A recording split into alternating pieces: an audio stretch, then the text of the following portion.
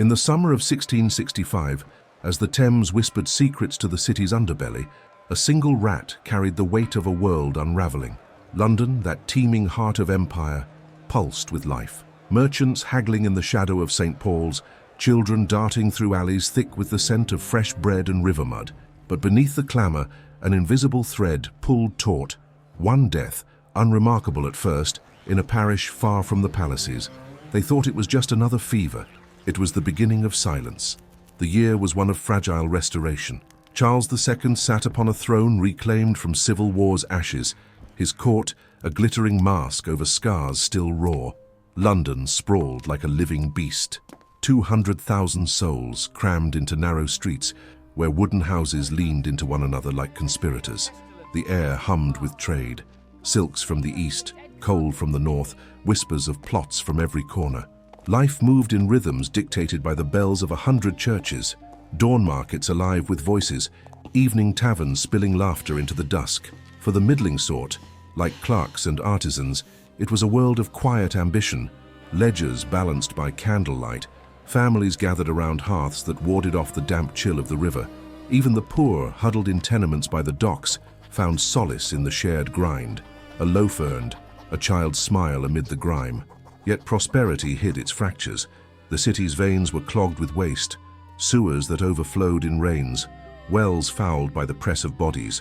Travellers from plague-touched ports brought unseen passengers, fleas, swollen with venom, hitching rides on the fur of rats that owned the shadows. Whispers circulated in the markets, tales of outbreaks in the Low Countries, of villages emptied overnight. The College of Physicians issued warnings, their pamphlets fluttering like autumn leaves, but the king's revels drowned them out. Balls at Whitehall, masques where silk gowns swirled, spoke of a realm unbroken. No one wanted to hear the omens. A baker's wife, fallen ill in St. Giles, her skin blooming black. The world held its breath, pretending the air still tasted of salt and promise. Then came the first fall. In April, as spring thawed the frost from the stones, the plague slipped its leash. It began in the margins, parishes like St. Giles in the Fields, where the poor clustered thickest, their homes a warren of despair. A tailor's apprentice coughed blood in his garret. By week's end, his neighbours followed. The college declared it bubonic plague, the Black Death's cruel kin, returned after decades of dormancy.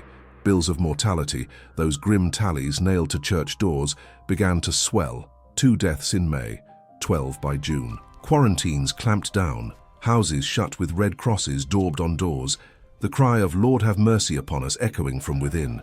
Watchmen stood guard, their pikes glinting in the sun, as families pleaded from barred windows.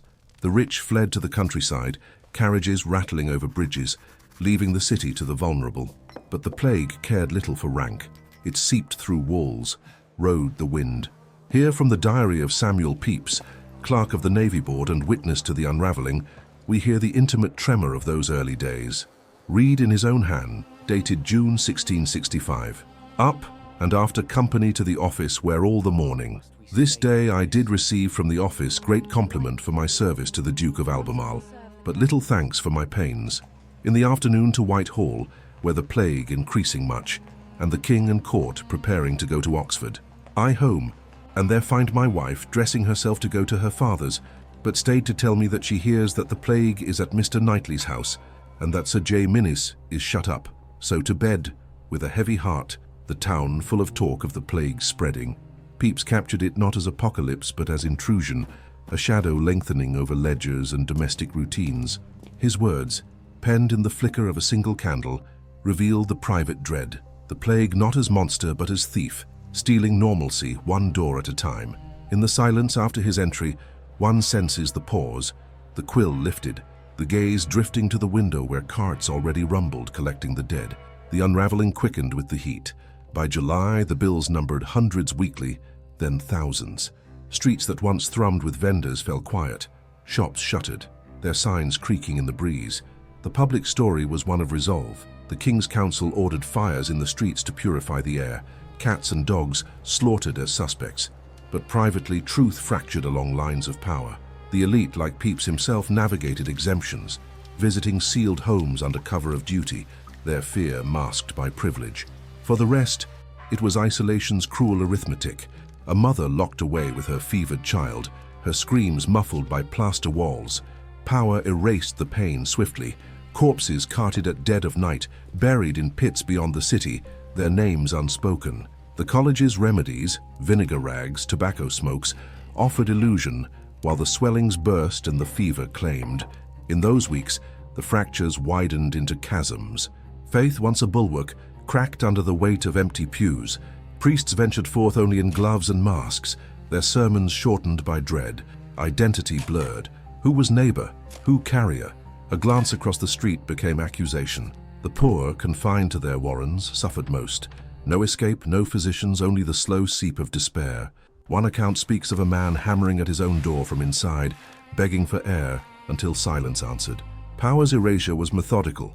Records kept, but souls reduced to tallies, the human cost a footnote to the realm's survival.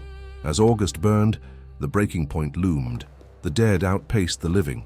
Graveyards overflowed, forcing mass graves in fields turned charnel. Safety dissolved in the miasma. Markets barren. The Thames choked with unclaimed barges. Faith flickered like a guttering flame. Men turned to omens, women to prayer in locked rooms. Identity shattered, families sundered, the living haunted by ghosts behind every shuttered window. In that hush, pain echoed purest, not in screams, but in the absence of footsteps, the tolling bell that marked not hours, but hours lost. No one truly knows the tally of hidden agonies, those private unravelings the records glossed. Some say the plague fed on the city's own neglect, a consequence of wars and wastes ignored. History in its blindness tallies the dead but whispers of the survivors' scars, the orphans wandering, the widows staring at empty beds. Yet in the unravelling, humanity endured, a neighbour slipping bread through a crack, a child's hand held in the dark. The plague stripped the masks, revealing not just frailty, but the quiet threads that bind. And so the year turned, one shadow before the next inferno. London held, broken but breathing, its silence a testament to what fire could not yet touch.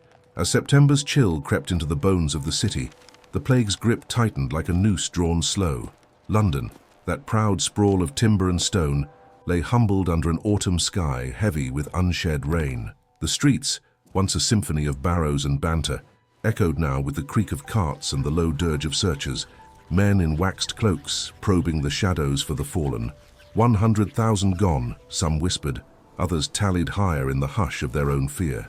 The Thames, mirror to the misery, reflected a skyline scarred by empty windows, where curtains hung limp as shrouds.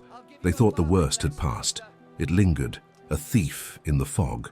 The revelation came not in thunder, but in the quiet accounting of what remained. By October, as leaves turned to rot in the gutters, the bills of mortality began their hesitant decline, from peaks of 800 souls a day to hundreds, then dozens. The air, once thick with the reek of vinegar and decay, carried a tentative freshness, winds from the east scattering the miasma like smoke from a dying fire. Yet the truth emerged fractured, seen through the lens of irony. The plague had spared no one, yet spared the city itself. Charles II, from his exile in Oxford, issued proclamations of thanksgiving, his court already dreaming of return. But in the parishes, where the dead outnumbered the living 2 to 1, survival was no victory. It was a hollow echo, the survivors haunted by the weight of empty rooms and unanswered prayers. Here in the testimony of Defoe, who walked the streets as a boy and later chronicled the horror in his Journal of the Plague Year, we glimpse the private unravelling amid the public thaw. Though written decades later, his words draw from the lips of those who endured, quoted as if fresh from the grave. In the latter end of July, when the plague was at its height, the dead carts went their rounds as usual, and the watchers and searchers kept their stations. But the people were grown more familiar with the sight. The consternation was less. The people walked boldly in the streets, and the markets began to open again. Yet in the houses, the terror remained. A woman locked up with her dying husband scratched at the door till her nails bled, crying for water that never came. The watchman turned away, his face a mask of stone. By November, when the frost bit deep, the crosses faded from the doors, but the scars upon the soul did not. Defoe's account, pieced from memories like shards of broken glass, strips away the gloss of recovery. It reveals the plague not as a storm that passes, but a wound that festers unseen. In the pause after his words, one hears the frost cracking underfoot, the tentative step of a child emerging from quarantine, eyes wide at a world remade in absence. The legacy of that year wove itself into the city's very marrow, invisible threads pulling toward the inferno to come. London rebuilt, piecemeal and resolute. Markets flickered back to life by winter's end, apprentices returning to forges dimmed by disuse. The king rode in triumph that February, his carriage flanked by guards, the crowds thin but fervent, their cheers a fragile defiance. Faith mended in the spires, sermons now laced with gratitude rather than lament. Yet beneath the restoration, the fractures lingered, wells still fouled, rats unchallenged in their burrows, the poor pushed further to the edges, where tenements leaned like weary sentinels. Power, ever the architect of forgetting, reframed the plague as a trial overcome. Medals struck, poems penned in praise of Providence. But the human cost echoed in silences unrecorded. The artisan whose hands trembled over his tools, the widow bartering her last shawl for bread, the orphan tracing names in the frost on a churchyard wall. In those months of uneasy mend, irony sharpened the blade. The very measures meant to purify, streets scoured, fires lit, masked deeper neglects. Sewage still pooled in the alleys. Trade swelled unchecked from distant shores, and wooden houses, dry as tinder after the summer's thirst, waited for a spark. The College of Physicians, their authority bolstered by survival, prescribed elixirs for the body, while the city's soul hungered for reckoning. No one spoke of the erased, the thousands buried nameless in pits at Tothill Fields, their graves unmarked save by weeds. Humanity's endurance shone in small acts, a physician risking the fever for a pauper's child, neighbors sharing rations through the night. Yet history, with its selective gaze, remembered the king's return more than the quiet covenants forged in despair. The climax of that shadowed year arrived not in plague's final gasp, but in the choice of a city to rise, scarred yet unbowed. Samuel Pepys, back at his desk by spring, noted the resumption of routines with a mix of relief and wariness. Ledgers balanced, ships launched, the Navy's demands pulling him from the brink. In one defining moment, as March wine stirred the embers of renewal, the Lord Mayor ordered the dismantling of quarantines, the red crosses painted over like sins confessed. It was a collective exhale, the illusion of wholeness reclaimed. But the world had misunderstood the depth. The plague had not just killed, it had awakened a fragility, a reminder that empires like men teeter on unseen foundations. London chose to forget, to build anew, unaware that the next shadow loomed larger, a fire that would consume what pestilence had spared. In the aftermath, silence settled like ash over the Thames. By midsummer of 1666, the city pulsed again, markets brimming, taverns alive with tales of the year that nearly broke them. The scars faded into routine. Children played in streets once carted with the dead. Lovers walked hand in hand under spires that told for life renewed. Charles II's court glittered brighter, as if to outshine the memory. Yet the ground remembered, the rats in the walls, the dry timbers whispering of sparks to come. No one truly knows how many carried the plague's echo in their blood, a quiet fever of loss that shaped generations. Some say the survivors' resilience seeded the empire's unyielding march. Others, that the silence bred complacency, inviting the blaze. History called it a chapter closed, one shadow eclipsed by flame.